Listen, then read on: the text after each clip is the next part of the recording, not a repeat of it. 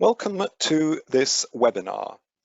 It is a question and answer session about the SEND single route of redress, the national trial that is currently in operation. These questions and answers are based on queries and questions that have come in through the workshops delivered across the country between January and March 2020, and a number of queries that have come in to the Mott MacDonald helpline over the past 12 months. I'm Imich, SEN and Disability Professional Advisor in the Department for Education. So let's start with a number of queries about the mediation and disagreement resolution services. The first set of questions really could be grouped under a heading, what are the requirements regarding mediation under the national trial?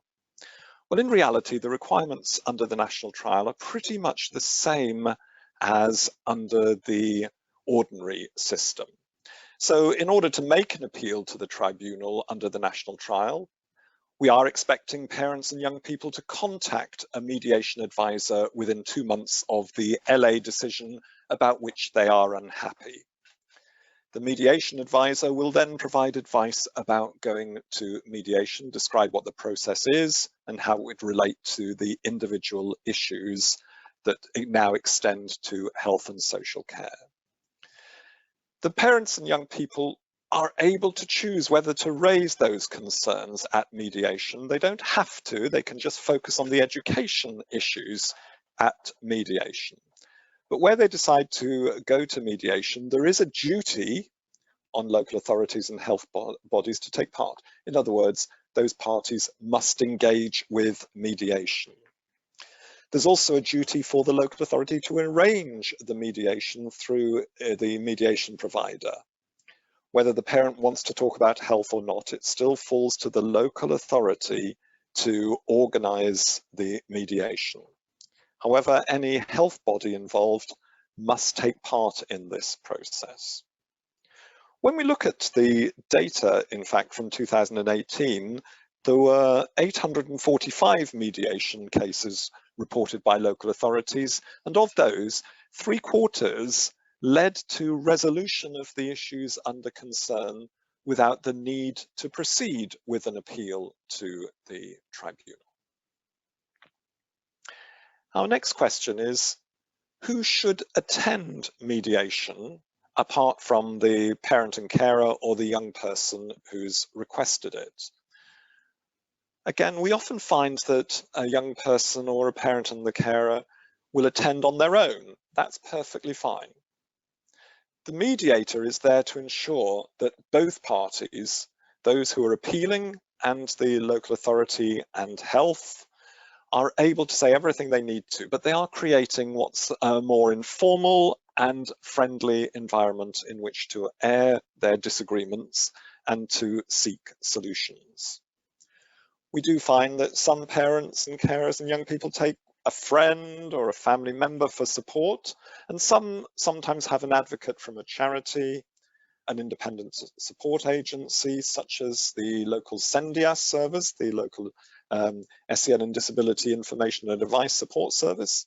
Some employ a professional advocate. Occasionally, the local authority will suggest that a professional attends, sometimes a representative from the school that's part of the disagreement, where they feel that would be useful. And all parties at the mediation need to agree to the presence of these professionals, and ultimately, it is the mediator who will make a decision about who should be present.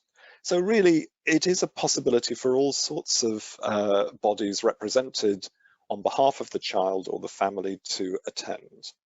And the code of practice, you see it there at the end of the code of practice, it spells out exactly who may accompany, and that's the same for the national trial. Another question we often get is, what is the actual difference between mediation services and disagreement resolution services? Well, in fact, they are both quite similar in terms of the process and what they're expected to do, which is to resolve differences of views between local authorities and parents and families. Both are provided by professional mediators. They're both provided in mediation settings. The disagreement resolution service, however, can be used for any form of SEN dispute. Mediation is only used for issues relating to education, health and care assessments and plans, the issues that can actually be appealed to the tribunal, whereas disagreement resolution can touch upon any aspect of a disagreement about SEN, including issues around SEN support. So disagreement resolution services has a wider brief than mediation. Let's turn now to a set of questions around the tribunal process itself and also hearings. How long is the National Trial Tribunal appeal process? Well, we set out that the whole process will take 12 weeks. And there you see a breakdown. I'm not going to go through each of the steps, but they are very clearly defined, and that by week 12, it is expected that a hearing will take place. You will see there the reference to case management in week 0, when the case is registered. Case management looks at the case itself and tries to unpick what are the key points of disagreement, and also where there is agreement. And then it's mentioned again at week 10. This is when all of the evidence has been submitted, and the case management process, which is the part of the first tier tribunal service, looks at the issues and seeks ways of resolving them. Do local authorities need to provide witnesses at a hearing? Well, in some ways, the answer to that is it's up to local authorities to decide whether they need them and then to put them forward as possible witnesses. So the local authority should tell the tribunal who it wants to bring as a witness. So they should tell the tribunal. The tribunal will ask for details. It's a formality. We'll need a form to be filled in. And ideally, the witnesses will include someone who knows the child well, a professional or other person who actually has met the child and can represent their professional view about the child's needs and provision. Also, where an issue is around the name of a school, witness should ideally be someone who knows the school that is being proposed. Witnesses can actually dial in. That's relatively straightforward to arrange. And a witness is required only if they provide evidence to support the case you're making. Policy questions may not be the most relevant to the decision making around an individual child's case. And I think it's got to be clear what the witness is there to evidence. The tribunal, by and large, wants to hear from people who know the child, who can describe their needs and the provision they require and the outcomes that are to be achieved. So witnesses really need to be able to relate to those expectations. What should a witness cover or provide? Well, I think I've been already beginning to address that.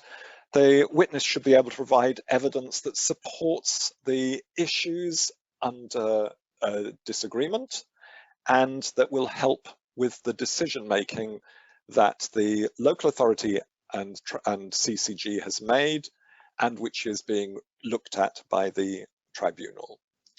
And we need to always remember that the judge will only be able to make a recommendation on the national trial or a decision on other matters that aren't about the national trial based on the evidence provided. So you need to make sure your witnesses can provide relevant information that assists with the issues under dispute.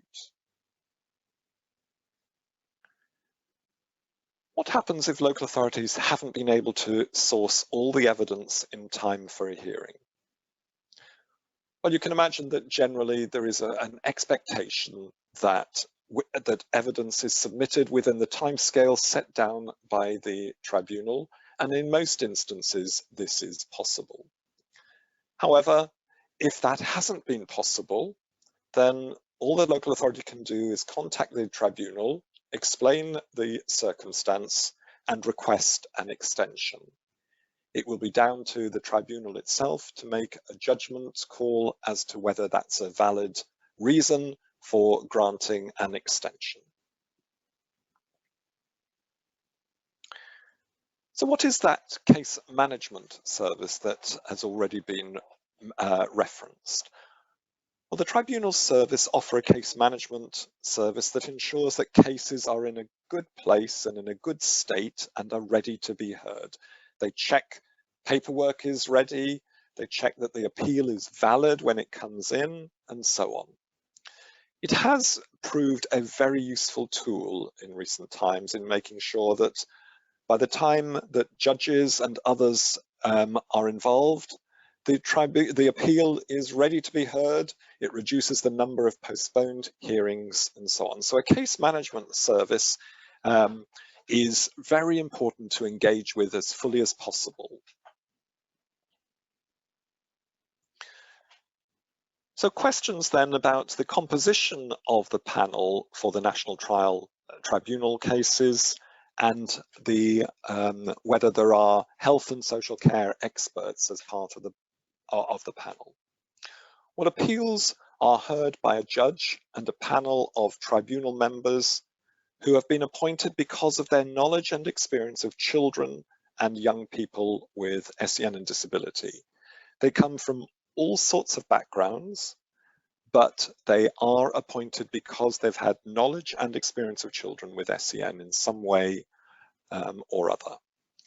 Panel members for the trial have a specific health and/or social care background, and they've all been trained in the SEN legislation and regulations.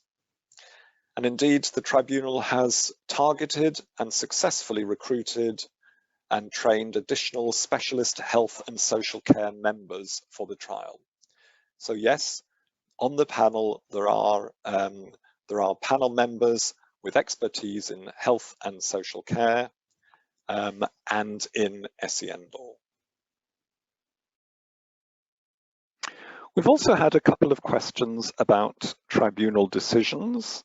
The first one actually goes back to our earlier discussion around the mediation service and the impact of that. So the first question here is, if the education part of the plan is resolved through mediation, but not the health and/or social care aspects, what would happen to the unresolved elements? Well, in fact, if a disagreement is resolved through mediation in relation to the special educational needs, or the special educational provision, or the placement, then the case is not valid to proceed through the national trial. Where a family or a young person continue to have concerns about the education and/or social care elements of the plan, these can be taken up through the existing system, i.e. through separate routes with the local health commissioner over health issues and the local authority over any social care issues. So the next question is, what actually happens following a national trial tribunal? What exactly do health and social care partners need to write and to say to parents and carers, young persons? Well, when the tribunal make recommendations about health or social care needs or provision, the responsible body, be they in health or social care, must consider the recommendations and they must respond in writing to the parent or young person within 5 weeks from the recommendation being made by the tribunal. So they must respond within 5 weeks and they must inform the family or the young person of the steps they have decided to take following the recommendations. They may accept all of the recommendations and reflect this in their written response to the parents. However, where they have decided not to follow the recommendations, or indeed they may decide not to follow one or two of a number of recommendations, they must provide a clear reason in writing for that decision. And they must give reasonable detail about their reasons for that decision and also describe any alternative steps or provision that they may be proposing to take. Some more general questions around the national trial.